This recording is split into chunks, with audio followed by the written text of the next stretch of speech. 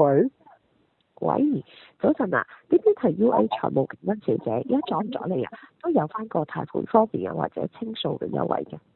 咩嘢嚟㗎？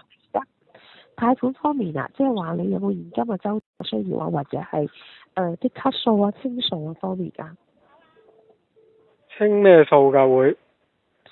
清翻啲信用卡或者係供緊一啲會嘅一啲其他嘅季息啊，咁可以對比翻嘅，咁可以幫你清咗啲季息嘅數咯。有咩用㗎？清咗？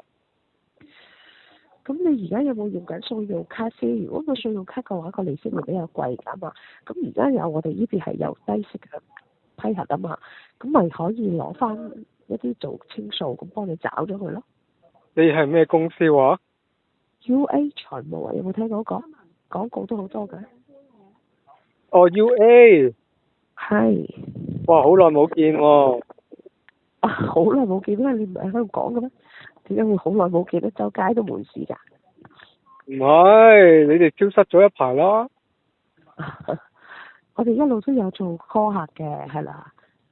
哦，你負責 call 客嘅。係啦。咁所以咧就，如果你有呢方面嘅需要啦，咁都可以做翻個初步嘅評分啦。咁個評分如果 OK 嘅，咁初步出個即係暫時唔需要文件啦。咁初步出翻個息口同個銀碼。咁先生，如果你覺得幫到手嘅，咁再去做申請都未遲嘅。因為而家第一。咁我問下你，你一日要 call 幾多客㗎？幾百個啦。幾百個。咁咪好悶咯。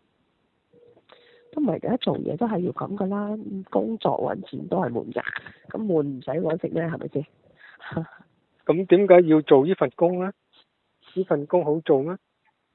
咁我話好唔好做㗎？揾食啊嘛，咁揾食唔係話好做先做得到㗎，啱嘛？揾食都可以揾第二份啫。咁而家未揾到第二份啊嘛，咁咪做住呢份先咯。哦，同號揾馬。咁先生呢邊有冇話有需要？我都唔知自己有冇咁嘅需要喎。即係自己嘅財政方面都唔知嘅咩？即係比如可能有時要現金去應急啊，或者有啲客係要做投資啊，或者有啲客想清數啊，咁應該自己嘅方向都應該會知道㗎嘛，大概嘅財政問題。我啲財政係俾晒女人去跟㗎啦，都唔使我跟。明白，即係你自己本身都唔需要用錢嘅。冇㗎，我食軟飯都唔需要啦。OK，好，咁唔阻你先嚇，先生。OK，大家晒。